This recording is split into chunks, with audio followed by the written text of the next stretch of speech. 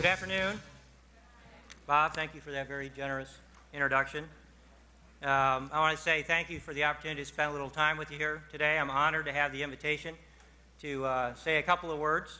I'll keep it brief. I want to say thank you to all of you that are here and made the effort to come to Washington and participate in this really great gathering. You know, but I have to confess, I kind of wish that CPAC were somewhere else this year. I kind of wish it wasn't in Washington. It's not because of the snow and the cold. That's not what concerns me. But if history is any guide, you know, the more time conservatives spend in Washington, the less they act like conservatives. You know, but let me give you a little sign of hope. I did meet a guy, I found a guy a few years ago, that I'm convinced that he will always understand that individuals spend their money much more wisely than the federal government does. It might be more accurate to say he found me. When I served in the House, my office was in the Cannon building, and I had a little row house that was just a block away.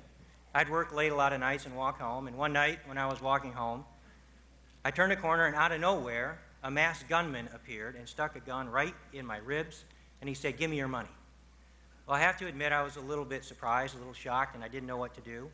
And so I blurted out, "Do you realize that you are trying to rob a member of the United States House of Representatives?" And he said, "Well, in that case, give me my money." So the distinction, the trick you have this year is to make the distinction between the candidates that act kind of like that guy. They say they understand that you spend your money well, but they want to steal it anyways, and those that are true believers. And so you're going to hear a lot of things this year. You're going to hear a lot of things at this conference, and I think you're going to hear a lot of things in a year that is really shaping up to be historic for conservatives. You're going to hear a lot about waste. You're going to hear a lot about spending. You're going to hear a lot about arrogance. You're going to hear a lot about incompetence of this Congress and this administration. And I think it's safe to say that probably all those things are true. But the fact that we are having this discussion, the fact that we are talking about a wasteful spending Democrat-controlled Congress and an arrogant and incompetent Democrat administration, I think is in large part the responsibility of the National Republican Party. Let me, as our current president likes to say, let me be clear. The trouble that we're in, the threats that are posed by Washington today and for generations to come, have been made possible by the National Republican Party and their actions over the last 10 years. They made the 2006 and 2008 elections not only possible, but I think inevitable. But even so, the polls show that the Republicans have a real opportunity, especially in the House, to regain a majority in November and make great strides in the Senate. And so I think that we have to ask the question, I think that conservatives need to ask the question, but really all Americans need to ask the question, can Republicans be trusted with a renewed majority? We have to ask the questions, would they really shrink the size of government? Would they really rescind the unspent stimulus money? Would they claw back the TARP money and reduce the debt? Would they repeal any health care takeover that's still possible that the Democrats will do and pass market-based health care reforms that shrink the role of government in our health care decisions? And would they really tackle responsible entitlement reforms? I hate to admit it, but standing here today, I have to say I simply don't know. Now, I feel a little better after listening to my fellow Hoosier, Mike Pence, recently. Let's give Mike a hand. Mike does a great job. But I'm not convinced because I'm not convinced that they have learned the lessons of the 2006 and 2008 elections. Now, to their credit, the Republicans have stood united against the worst aspects of the Obama agenda. But at the same time, they endorsed Dede Scozefava over Doug Hoffman in New York 23. They've endorsed Charlie Crist over Marco Rubio in Florida. As we speak, they are spending big money to try to protect a big spending senator in Utah who has very viable and attractive conservative challengers. And I don't think we'll ever forget that they endorsed Arlen Specter over Pat Toomey in Pennsylvania. So I think the question remains, how can the Republicans regain our trust? And I think the answer lies in the fact that the Democrat failures over the last year or so have created a huge void in the center of American politics today.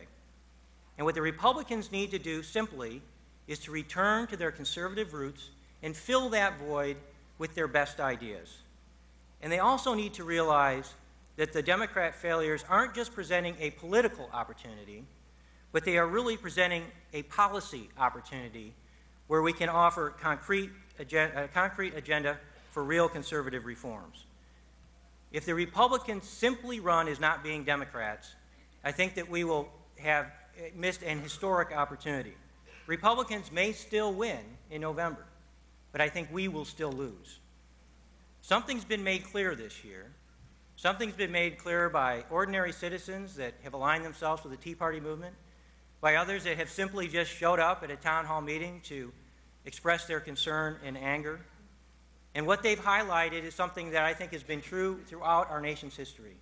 And what they've highlighted is that conservative values are American values. And I think this is evidenced by the last two times that Democrats controlled Washington. Republicans won huge victories. But we can't forget that those victories were not just based on politics, they were based on policy as well. Because when the Democrats are in control of Washington, they reveal the dangers of unchecked liberalism. And Americans respond. They responded to the positive reforms of Ronald Reagan in 1980, and they responded to the Contract with America class in 1994. In both cases, they turned expected gains into unexpected landslides. And I think in 2010, all Americans, and conservatives in particular, deserve a similar agenda. We deserve an agenda of deficit and debt reduction, of no new spending, no more bailouts, no more earmarks, and competition in healthcare, energy, and education.